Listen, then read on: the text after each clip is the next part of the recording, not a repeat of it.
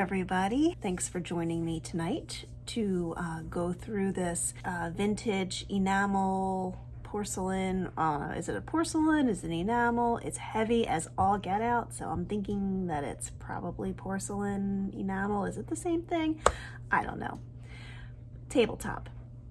I put them together to create a mishmash, a salvaged one-of-a-kind piece. It was so much fun. The trestle oak legs I found while I was walking the dog. As usual, I find some of the best things that way. Me and my dog Lucky out just enjoying the day, having our morning walk, and whammo.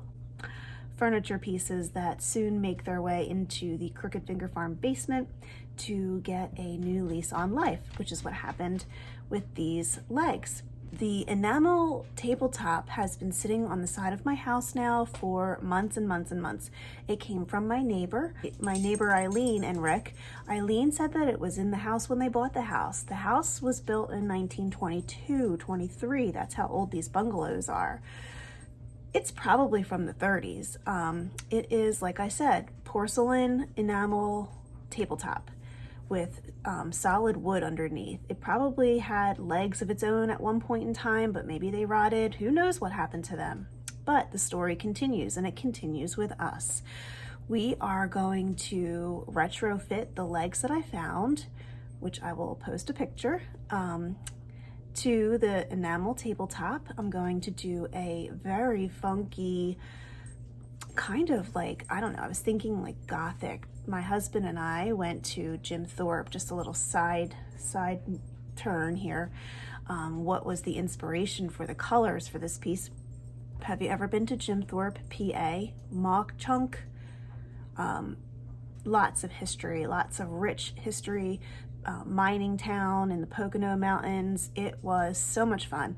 But Jim Thorpe was totally decked out for Halloween. Now, I don't know if it's always kind of like a nod toward the Gothic side of decor, or if Halloween was just like their favorite holiday to decorate for. But man, oh man, the colors in Jim Thorpe were so beautiful, and they really did Halloween really good. There was gargoyles, there was a scary pumpkin man scaring the bejesus out of people. I won't get into too much because I don't want to take up a whole lot of your time here, but I just want to give you some pictures. You can see them. They're going to scroll through. I'll probably put them in as I'm talking.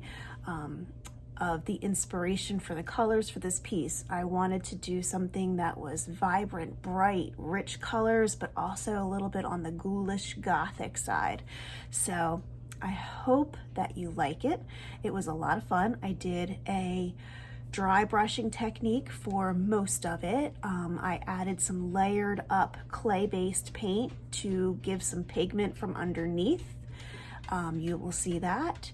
And then you will see how I affixed the legs to the table and made it like a Frankenstein-ish kind of table, if you will. But it was a lot of fun, and I hope you enjoy watching this process. It won't be a long video. This is probably the longest part that it's gonna be.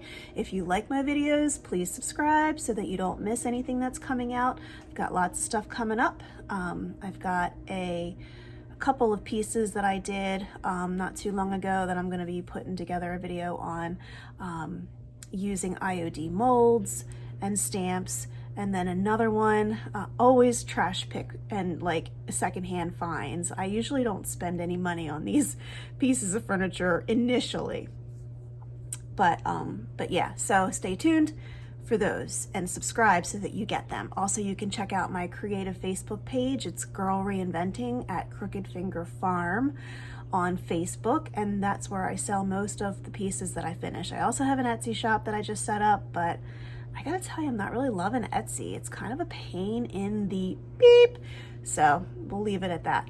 But let's get to it.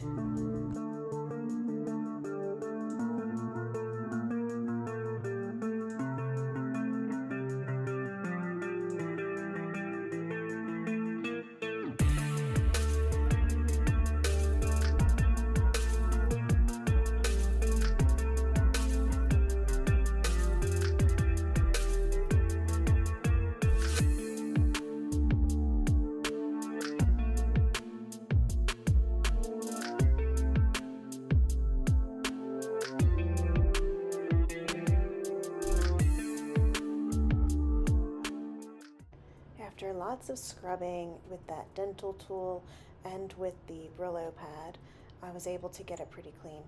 The solid wood underneath makes for a very sturdy, heavy table. The top left-hand corner still has some iron staining, for which you will see me do wet sanding, and I just pointed to that little mark there. That's called alligatoring, where the surface of a piece of furniture cracks like the skin of an alligator. I don't mind that look. I think it adds history and shows the story. I tend to leave things like that. I had determined at this point that I was going to give it a little bit more TLC and go back and do some wet sanding with simple green, which you will see me do coming up in the next couple of clips. I did a quick application of Flow Blue Milk Paint by Miss Mustard Seed, but I'm not leaving it like this. I really want to bring out some color and dimension, so I'm going to go a little bit crazy with these. I'm going to do a combination of milk paint and chalk paint and clay paint. I'm going to use some wax relief in between, really bring out some of these details. I really don't care that it's dried out and kind of cracked like this. It kind of adds that age look. But anyway, I'm talking too much. And what you guys really want to know is, what the heck am I doing with these legs? Well, pretend the table is flipped over. These are going to be the legs, the base for the table, and turn it into a unified look, a repurposed table from the scrap heap. Hopefully this will make a nice little cute kitchen table for somebody. Stay tuned. All right, you guys, I am so excited to use this paint that came in the mail. I wanted to try this melange paint. It is a mineral paint. I subscribed to a whole bunch of furniture artists, and somebody was using this melange paint. It looked so dreamy and creamy. I was like, let me give that a shot. So I went online, and this Vixen Violet was the first color that caught my eye. There's just something so excellent about this purple, especially for this time of the year, being Halloween right around the corner. I couldn't wait to use it. So I am going to dive right in and use it on this piece, not all over the place, just in some special select areas. And then I've got this gator green. I'll be mixing some of this gator green in. Now I like to bring lots of people to the party, so I'm gonna add this in certain areas. I'm gonna highlight some of the features of this old oak. I'm going to cover everything up with a little bit of dry brushing, a little bit more. This is called Skeleton Key. Ooh, how appropriate for October. A little dry brushing of this just to tone it all back down. And that's the lineup, so let's do it.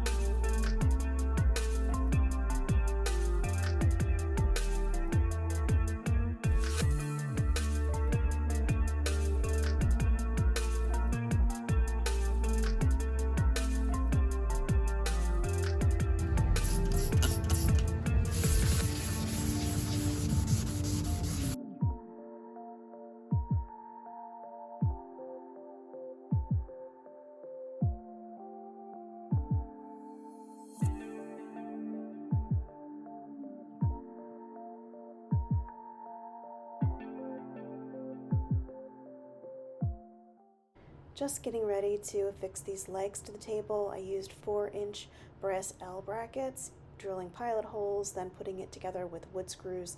I also affixed the legs to the base with wood screws as well. You didn't see me do that, but I did for more stability. And here is my buddy Gus. Little Gus time. We will be finishing up this Frankenstein table, if you will.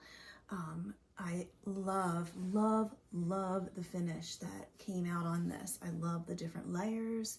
Everything kind of comes together. I love that violet peeking through, the gator green, the free spirit blue, and don't forget the milk paint at the very base of this was the Flow Blue from Miss Mustard Seed.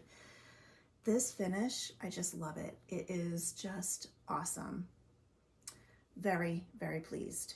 So we will be finishing with finishing wax. This is a top coat protective finish. This one that I'm using is clear, made by a company, paint company called Jolie. And I'm just going to be kind of just smearing it all over and protecting this beautiful finish. I am in love with this table. This table came out so pretty, so unique. I'm so glad I found these legs in the trash and decided to pair them up with this enamel top table that I got from my neighbor. I quite honestly have been looking for a place to use this in my own home because I love it so much. We'll see how it goes. I'm sure I can find a spot for it, but if not, it'll make a great little kitchen nook area table, or maybe even an office like desktop for somebody who has a creative spirit like me. I'm sure it'll find a good home if I don't keep it myself.